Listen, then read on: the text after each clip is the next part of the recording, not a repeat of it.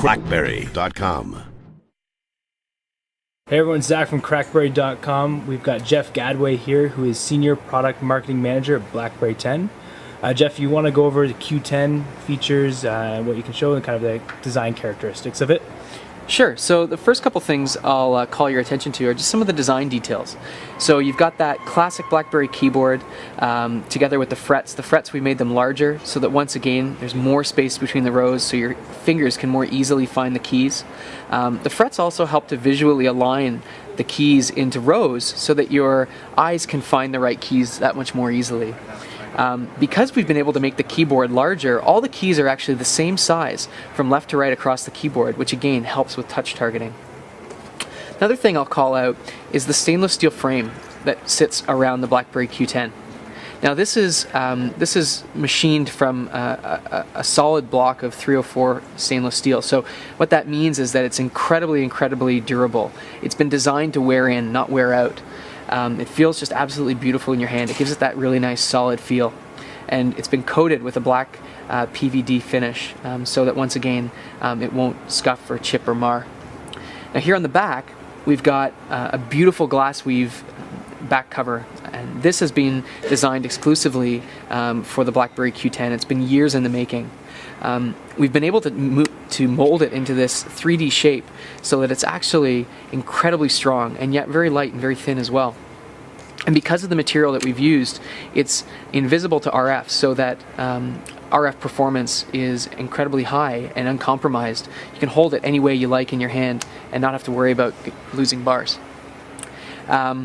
Just while we've got the back off here, you'll notice that we've got a large 2100 milliamp hour battery in this BlackBerry Q10, which is the largest that we've ever put into a BlackBerry smartphone, so it'll keep you moving all day long. Now let's turn it over and take a look. So you've got that running application pane, just as you find in the BlackBerry Z10. The icons themselves are optimized for the 720p by 720 by 720 screen. Once again, they're dynamic, so that as I minimize the application, I get pertinent information coming to the top, like here in the calendar. To the left, I've got the BlackBerry Hub, and of course, when I'm in an application, I can peek into the BlackBerry Hub with that up and to the right gesture. Now, when I'm in the hub, I get all the same capability as I do in the BlackBerry Z10, the ability to quickly filter, manage all my different accounts.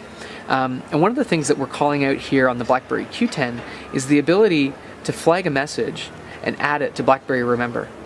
So when I flag an email, you'll notice that it's put here in BlackBerry Remember in the Unfiled Entries folder. What I can do from here is edit that entry, put it into a project that I'm working on, let's say vacation. I can add a due date, so maybe I'll make it due for tomorrow. And then I can add an attachment. So let's say that there's a document that I need in order to complete that task. I can add that and save it. So now I can populate these projects, these folders, with content from across the smartphone. So another great example of flow, how we're breaking down barriers that exist between applications. I can add something to remember from just about any application. So if I'm here in the web browser, I can share a web page to remember,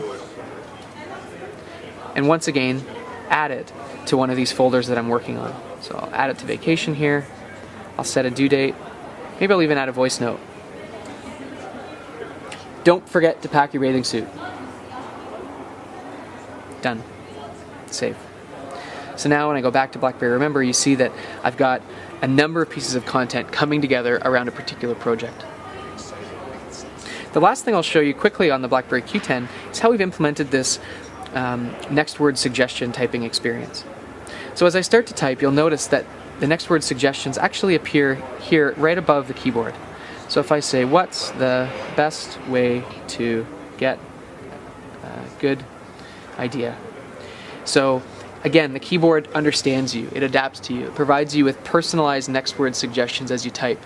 This is great, especially if you're typing long words or complicated words, maybe somebody's proper name that you don't know how to write. It'll pull it in from your contact list.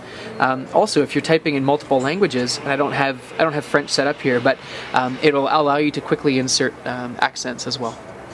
Awesome. So you're definitely bringing the feature, making sure the feature parity is there from the Z10 to the Q10 in terms of the keyboard and just the whole device operating system. Absolutely. Now, one thing Crackberry Nation's really been asking is, why exactly did RIM go with the straight fret keyboard? It was